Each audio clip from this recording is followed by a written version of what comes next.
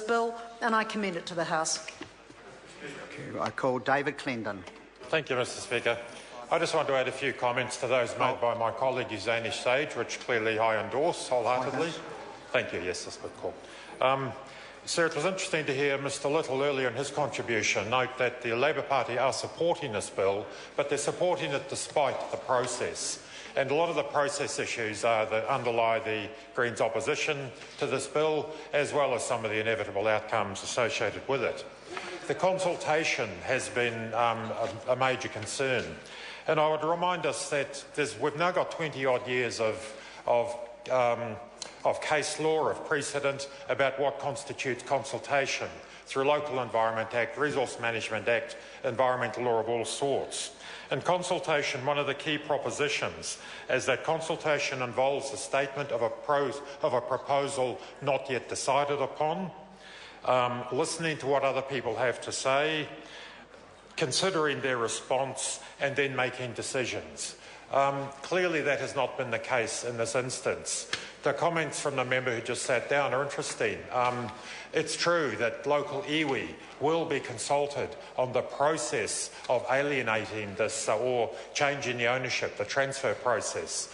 That's a bit like completing the architecture, the construction of a home, finishing the building, and then offering people the right to be consulted on the colour of the house or the furnishing of it. The proposition we heard from Maggie Barry that iwi generally are happy with this deal. There may be one iwi who are in support of it. I would point her to the submissions made from Paraninihi ki Waitotara, who are seriously concerned about the likelihood of their income from leases in perpetuity being threatened by the passing of this legislation. I would quote from Ngāti Ruanui submission, and I quote, as Kaitiaki, Ngāti Ruanui opposes the South Canterbury District Council Cold Creek Water Supply Bill in its entirety.